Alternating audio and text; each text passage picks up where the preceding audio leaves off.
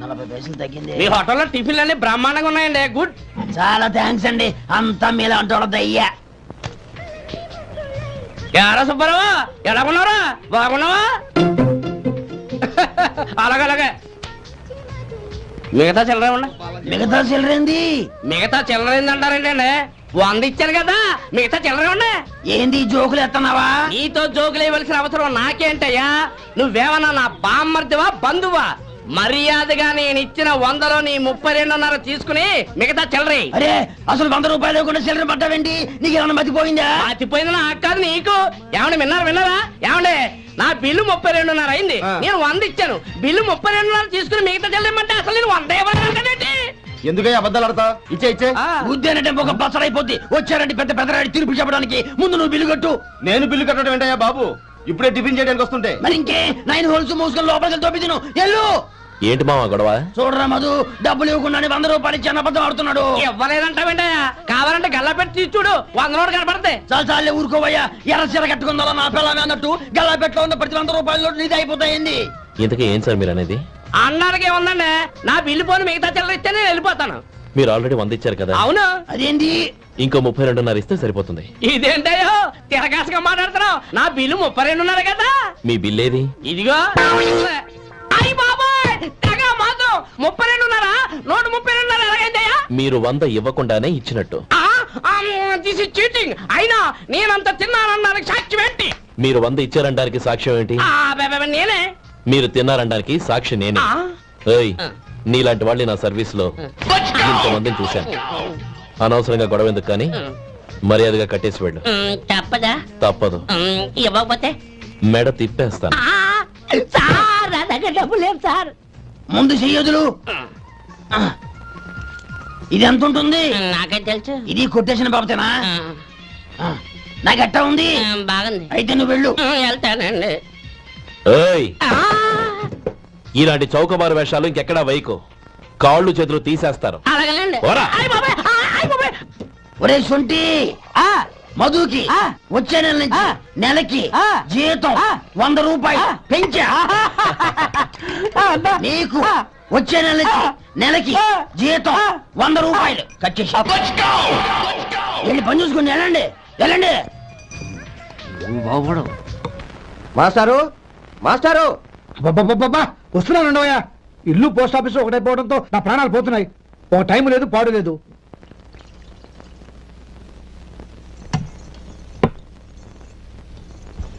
ఏమండి, సాయంత్రం అమ్మాయిని చూసుకోవడానికి పెళ్లివారు వస్తున్నారు. అయితే మర్చిపోతారేమోనని. ఎందుకు మర్చిపోతాను? ఇది 36వ సంబంధం.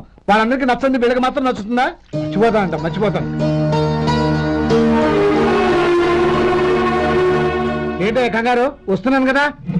ఏం కావాలి? 2 ఇంగ్లాండ్ కవర్లు, 2 కార్డులు రండి.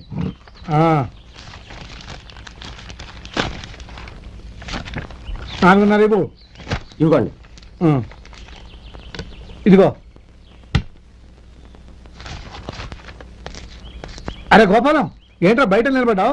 లోపల రావా? ఏం లేదురా, నువ్వేదో దుమదుమలాడుతుంటే లోపలికెందుకని బయటే నిలబడ్డాను. అవును, ఎవరి మీద కేకలేస్తున్నావు? ఇంకెవరి మీద? నా పీకి గుదిబండ్లా తయారైందిగా నా కూతురు, దాని మీద. ఇప్పటి వరకు దాదాపు 40 సంవత్సరాలు చూశాను రా. వచ్చిన ప్రతి వాళ్ళు ముందు లడ్డూలు తిని బాగుందంటారు, తర్వాత పకోడీ తిని బాగుందంటారు, తర్వాత పిల్లలు చూస్తారు, వెళ్ళిన తర్వాత ఉత్తరం రాస్తామంటారు. అంతే. మళ్ళీ తుపాకీ దెబ్బ కూడా దొరకరు. కారణం ఏంటో చెప్పరు.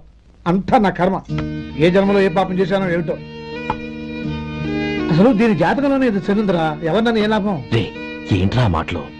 అమ్మాయి బాధపడదు. కొత్తగా బాధపడటానికి ఏముందిరా? తిట్టి నాకు పడి దానికి అలవాటైపోయింది. నా సంగతి సరే, ఏంటి ఇలా వచ్చావు? ఉత్తరం, మనీ ఆర్డర్, అంతేగా?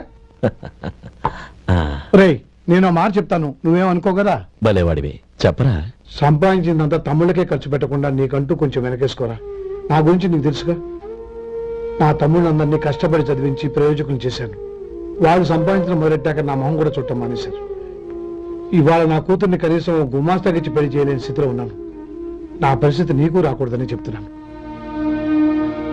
నాకు అలాంటి పరిస్థితి రాదురా. నా తమ్ముళ్ళు రత్నాలు. Let's go.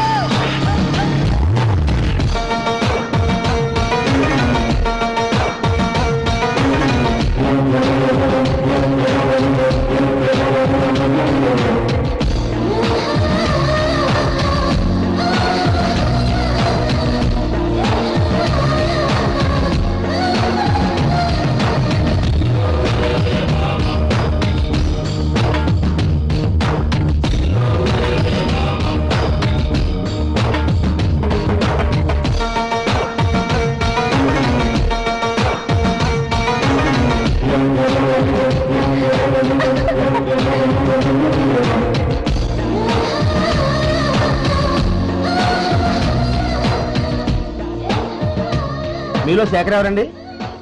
నేనే. ఏ? మీకు మనీ ఆర్డర్ వచ్చింది. ఇక్కడ సంతకం పెట్టండి. ఉమ్. రే మధు, అరే శంకరం బాబాయ్ మీరా? ఆ. రే ఓ స్పెషల్ టీవీ రండి కూర్చొని మాట్లాడుకుందాం. అలాగే. ఏంటి ఇలా వచ్చారు? ఏం లేదురా, ఆ. పట్టణం నుంచి పెద్దోళ్ళు ఎవరో వచ్చారు. మన ఊళ్ళో ఏదో ఫ్యాక్టరీ పెట్టబోతున్నారంట. తోట బంగ్లాలో దిగారు. సరే. వాళ్ళకి ఒక డ్రైవర్ కావాలంట, అందుకోసం వచ్చాను. ఆహా. అవును, అంతకు ముందు నువ్వు మోటార్ ఫీల్డ్ లో పనిచేసావు కదా, నీకు తెలిసిన డ్రైవర్ ఎవరైనా ఉన్నారా? జీతం ఎంత ఇస్తారు బాబాయ్? 2000 దాకా ఇస్తారు. అయితే ఎవరో ఎందుకు, నేనే వస్తాను. ఏంటి, నీకు డ్రైవింగ్ కూడా వచ్చా? మన గ్రాండ్ పరంటే ఏముంది బాబాయ్, తీసుకోండి. జనార్దన్ సార్, మనం కట్టబోయే ఫ్యాక్టరీ సైట్ చూడటానికి ఇంజనీర్లు వస్తున్నారు కదా సార్.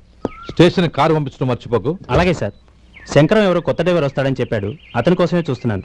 ఒకవేళ రాకపోతే నేనే వెళ్ళి తీసుకొస్తాను. గుడ్. ఎవరో చూడు. Okay sir. సార్ నమస్కారం సార్.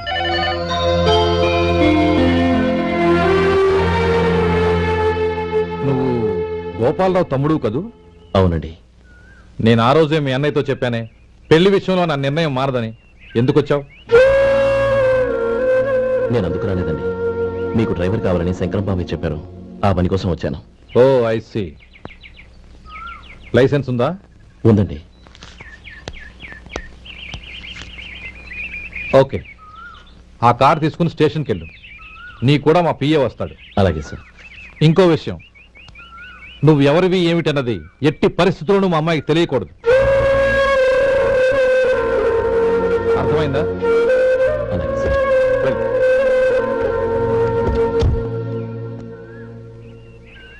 వీడు మాట మీద నిలబడతాడంటావా? కోట్లిచ్చినా మాట తప్పని వంశం అండి వాళ్ళది.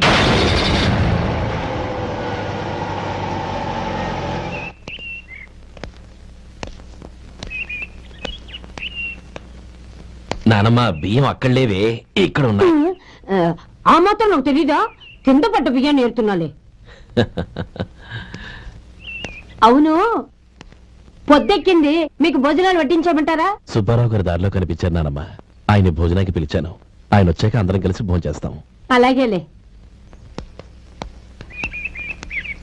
అమ్మా, ఆ, రండి బాబు రండి, మీకోసమే ఎదురు చూస్తున్నాను. ఏమిటి బాబు ఆలోచిస్తున్నారు? ఇది మీ సొంత ఇల్లు అనుకోండి. రండి బాబు రండి రండి. అదేంటమ్మా అడుక్కునే లోపల తీసుకొచ్చావు? ఎవరు అడుక్కునేవాడు? ఆయన మన అతిథి. అతిథికి సేవ చేసుకోవడం ఎంతో పుణ్యం. అతిథి దేవో భవ అన్నారు, ఎప్పుడు వినలేదా? నీకు ఇష్టం లేకపోతే చెప్పు, పంపించేస్తాను. అంతేగాని అడుక్కునేవాడు బిచ్చగాడని నువ్వేమో అవమానం చేయక్కర్లేదు. మీరు రండి రండి. అమ్మా భిక్ష వేయండమ్మా. చే వేదవ సచ్చినవాడా, అమ్మా భిక్షమయ్యని ముందే అనుంటే అసలు నిన్ను లోపలికే తీసుకెళ్లేదని కాదు. అమ్మా అని అంతతో కట్ చేశావు. పోవతలకి మళ్ళీ చుట్టుపక్కల కనబడ్డావో కాళ్ళు చేతులు వినకొడతాను, జాగ్రత్త. రే ఎక్కడున్నావురా? ఇక్కడ ఉన్నానమ్మా. నేను బియ్యం ఎక్కడ ఆరబోసాను? ఎంత పోసారమ్మా? నన్ను అక్కడ తీసుకెళ్ళు. మరి భిక్ష పెడతారమ్మా? ముందు తీసుకెళ్ళరా చెప్తాను. రండమ్మా ఆ. రండి. రండమ్మా, ఇదిగోమ్మా బియ్యం ఇక్కడే ఉన్నాయి. అబ్బో నాకు తెలుసులే. అమ్మా బిచ్చం వేయండమ్మా. ఒరే ముందు నా కర్ర ఎక్కడుంది, అందుకోరా ఇలా. ఆ? ఇదిగోండమ్మా. ఏమడిగా? బిచ్చమమ్మా. భిక్షమా? భిక్షం కావాలా? భిక్షం భిక్షం. పొద్దున్నే నా పరువు తీసావు కదరా, పరువు తీసావు కదా. భిక్షం అంట భిక్షం. నానమ్మా. మళ్ళీ వచ్చాడు. ఇందాక అమ్మ అన్నాడు, ఇప్పుడు నాన్నమ్మ అంటున్నాడు. గుర్తుపట్టలేననుకుంటున్నాడేమో. చెప్తాను విప్పని. ఒరే ఇలా రారా. ఏంటి నానమ్మా? దగ్గరికి వచ్చావా? వెధవ సచ్చినోడా? బాగా వెధవ. ఒక్కసారి మోసం చేసి గొంతు మార్చి నాన్నమ్మ అనుకున్నాడు, మోసం చేస్తావా? ఎలా? నేను గుర్తుపట్టలేదనుకున్నావా? మళ్ళీ ఇటు పక్క వచ్చావా? కాళ్ళు విరగ్గొడతాను, జాగ్రత్త. నానమ్మ వాడు ఎవడనుకుంటున్నావు? మన సొంటిగాడు. నాకు తెలియదేంటి, వాడు చేసిన ఏదో పనికి కొట్టక ముద్దెట్టుకుంటారా? లే గోపి, ఎందుకైనా మంచిది నువ్వు ఇక్కడే ఉండు. ఆ సుబ్బారావు గారు వచ్చినా ఇదే సన్మానం చేయగలదు. అలాగే అన్నయ్య.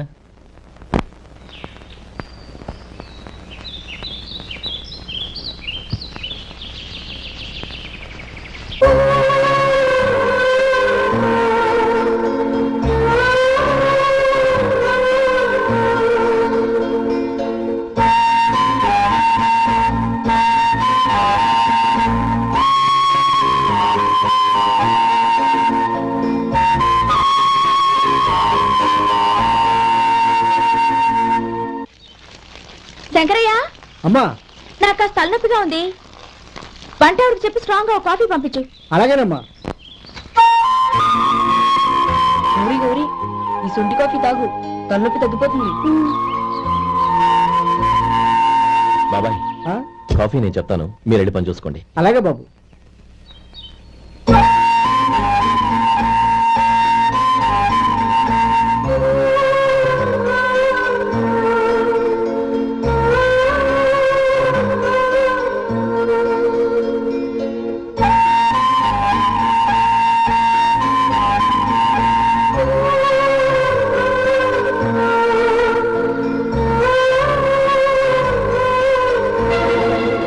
ఏయ్, ఎవరు నువ్వు?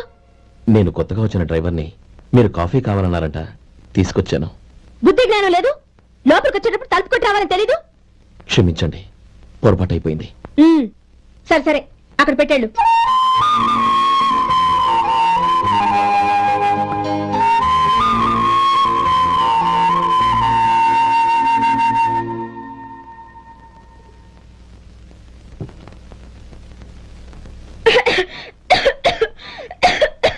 ఏయ్, ఏంటిది? సొంటి కాఫీ. మీకు తలనొప్పిగా ఉందని. షడా, నువ్వు డ్రైవర్వా డాక్టర్వా? నేను సొంటి కాఫీ అడిగానా? చెప్పింది చేయడం నేర్చుకో, అతి తెలివి ప్రదర్శించుకో. అయినా నువ్వెందుకు తెచ్చావు? వంట మనిషి ఏమైంది? ఆ, తీసుకెళ్ళి దానికి కాఫీ తామని చెప్పు.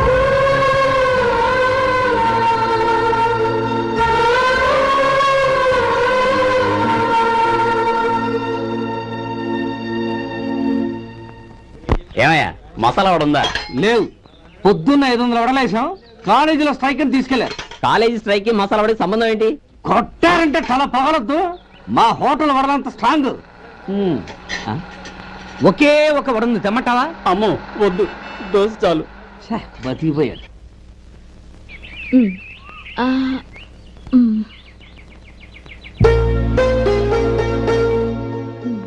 చాలమ్మా, ఈ ఒక్క ముద్ద తినమ్మా. ప్లీజ్ నా తల్లి కదా, ఈ ఒక్క ముద్ద.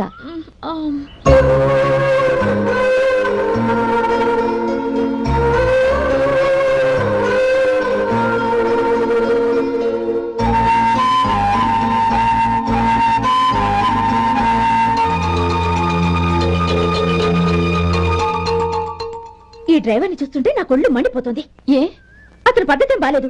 ఎప్పుడు నన్ను రకంగా చూస్తున్నాడు. అతను అలా చూస్తున్నాడని నీకెలా తెలుసు? అంటే నువ్వు అతని వైపు చూస్తున్నట్టేగా. చూడమ్మా, చూపులకు కనిపించేది అతని శరీరం ఒక్కటే. అతని మనసులోకి చూస్తే నువ్వు అలా మాట్లాడవేమో.